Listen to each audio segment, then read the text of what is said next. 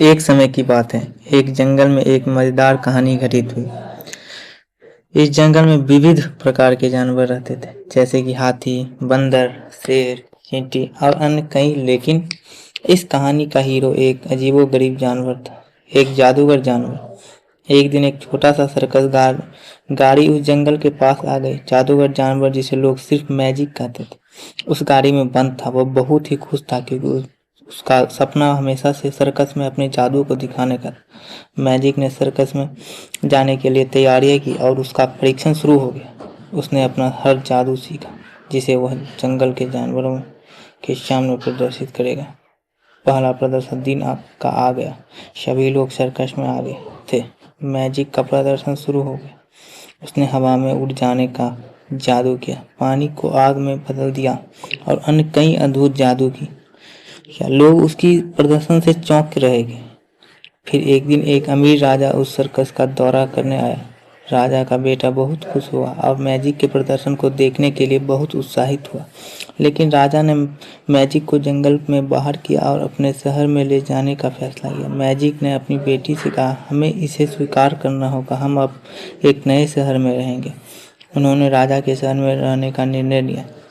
उनकी बेटी भी उसके साथ थी। वह जहाँ जाकर उन्होंने अपना एक नया घर बसाया और अपने जादू का प्रदर्शन शुरू किया। मैजिक का प्रदर्शन बहुत ही लोकप्रिय हो गया। लोग उन्हें बहुत पसंद करने लगे और उन्हें जादूगर जानवर कहने लगे। वह अपने प्रदर्शन से लोगों का मनोरंजन करता और उनके दिलों में खुशी लाता था। एक दिन शहर में एक बड़ा मेला आया। मैजिक ने भी मेले में अपना प्रदर्शन किया, लेकिन इस बार एक व्यापारी उसे देख रहा था। मैजिक जानवर ने उस व्यापारी को देखा और उसके पास गया। व्यापारी ने उसे ध्यान से देखा और कहा, तुम्हारा यह प्रदर्शन बहुत ही शानदार है। मैं तुम्हें अपने मेले में प्रदर्शन करने के लिए नियुक्ति देना चाहता हूँ। मैजिक जानवर को यह सुनकर बहुत खुशी हुई। वह उस व्यापारी का धन्यवाद किया और उसकी नियुक्ति स्वीकार कर ली। उसने सोचा, यह एक अच्छा मौका है और मेरे जादू को और लोगों के पास ले जाने का। अगले दिन मैजिक जानवर मेले में प्रदर्शन करने के लिए तैयार हो गए। लोग मेले में आए और उसका प्रदर्शन देखने के लिए उत्सुक थे। मैजिक जानवर ने अपना हर जादू दिखाया, जो लोगों को चौंका देता और हैरान कर देता। मेले में के आखिरी दिन जब उसका प्रदर्शन समाप्त हो गया, तो व्यापारी ने उससे मिलकर कहा, तुमने अद्भुत प्रदर्शन किया। मुझे खुशी है कि मैंने तुम्हें अपने मेले में नियुक्ति दी। मैजिक जानवर ने उसका आभार व्यक्त किया और उसकी भलाई की कामना की।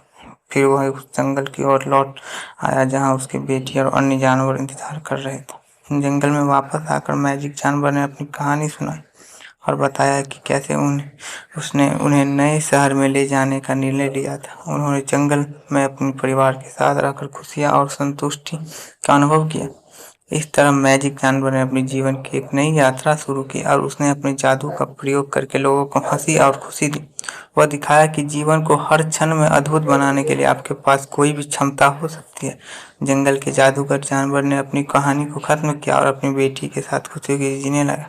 वो अपने प्रिय जंगल में वापस आ गया और अपने जादू को और भी उत्कृष्ट बनाने का प्रयास करता रहा। लोग उसके प्रदर्शन का आनंद लेते और उसे अपना मित्र बनाते थे। जंगल में हमेशा कुछ नया होता रहता था। एक दिन जंगल के आसपास एक बड़ी महामारी फैल गई।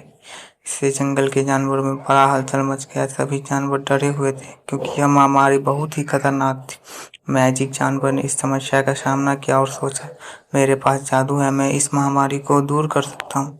उसने अपनी बेटी और अन्य जंगल के जानवरों को एकत्रित किया और उन्हें बताया कि उसका जादू उन्हें सुरक्षित कर सकता है। फिर उसने अपना जादू किया और महामारी को दूर कर दिया। जंगल के जानवरों ने उसके इस जादू की प्रशंसा की और उसे अपनी नैया बचावक के रूप में स्वीकार किया। मैजिक जादूगर जानवर को बहुत खुशी हुई, क्योंकि यह अपने जादू का प्रयोग करके न केवल अपने लिए बल्कि अपने साथी जानवरों के लिए भी कुछ अच्छा कर सकता था। इसके बाद वह जंगल में अपने प्रिय साथी जनों के साथ सुख शांति से रहता और अपने जादू का प्रयोग करता रहा। उसकी कहानी जंगल के जानवरों के बीच लोकप्रिय थी और लोग उसे उनके अपने हीरो के रूप में मानते थे। इस प्रकार मैजिक जानवर के ने अपनी जादूगरी की मदद से जंगल के जानवरों की मदद की और उनके जीवन में खुशी और सुख का संचार किया।